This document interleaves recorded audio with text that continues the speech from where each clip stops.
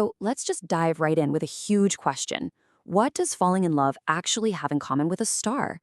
Now, I know it sounds a little poetic, maybe a little out there, but trust me, the parallels are absolutely fascinating, and they tell us so much about the patterns that run through everything, from the cosmos right down to our own lives. The whole idea we're playing with today really comes down to this one simple phrase, orbiting in love. And this is way more than just a sweet little saying. It's a really powerful way to think about attraction, connection, and that delicate balance you need to make any relationship really work. We're going to break down exactly what this means. Okay, first things first. Let's talk about that initial spark. That moment you feel pulled towards someone. We're calling this part the gravity of a glance. Because just like in the cosmos, every powerful connection starts with this invisible, totally undeniable force of attraction. So, to get the metaphor, we have to do a tiny bit of science. Don't worry, it's easy. Gravity is just this natural force of attraction between any two things that have mass. But here's the key part, the thing you have to remember. The more mass something has, the stronger its pull is. Simple as that. And here's where it gets really cool. In physics, an object with a ton of mass, like our sun, has this massive gravitational pull that literally holds our solar system together. Well, in love, a person's mass isn't about their weight, of course. It's about their significance to you. It's their sense of humor, their intelligence, their kindness, right?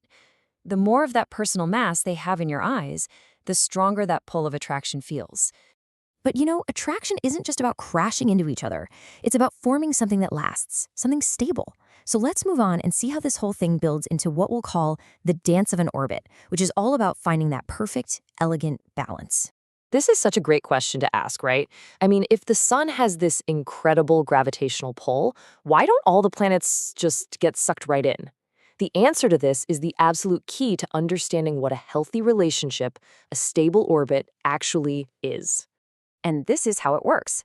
A stable orbit is all about two forces in perfect harmony. First, you have forward momentum. For a planet, that's just its speed through space. For a person, that's your own life, your goals, your passions, your friends, the whole you. Then you have the gravitational pull, which is that attraction to a partner. And when those two forces are balanced just right, you don't crash into them and lose yourself, and you don't fly off into space alone. You create a stable orbit, a healthy relationship. Okay, so we've got attraction and we've got balance. But what happens when things change? Well, that brings us to the rules of celestial love. Because just like planetary orbits, relationships aren't set in stone. They're alive, they're dynamic, and they're always adapting. And one of the biggest factors that can change everything in a relationship or in an orbit is distance.